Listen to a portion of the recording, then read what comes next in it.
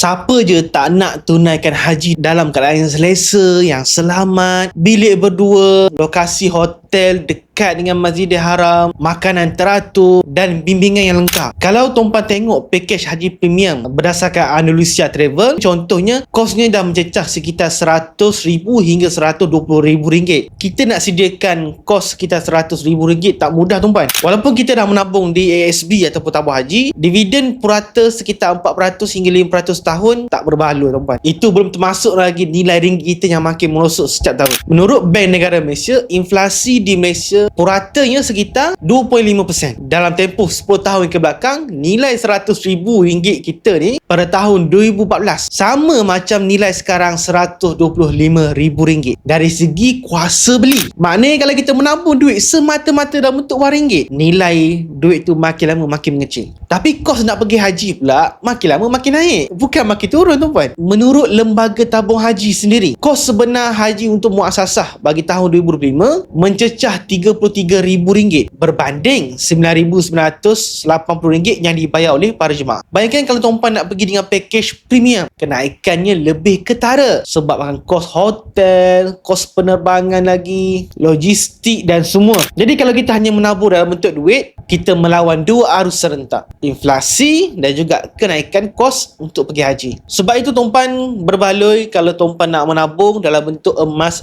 fizikal macam ni. Termasuklah tuan-puan yang nak merancang untuk pergi lagi 3 hingga 5 tahun akan datang. Kenapa saya sebut pasal emas? Sebab emas ini adalah item ataupun aset yang kalis inflasi dan nilai emas naik seiring kos sara hidup. Contohnya harga untuk 1 gram emas ini pada tahun 2015 sekitar RM140. Tapi sekarang November 2025 harga 1 gram emas dah mencecah RM580. Naik lebih 300% dalam tempoh 10 tahun. Maknanya kalau seseorang itu menabung 250 gram emas, nilainya daripada RM35,000 sekarang dah mencecah RM142,000.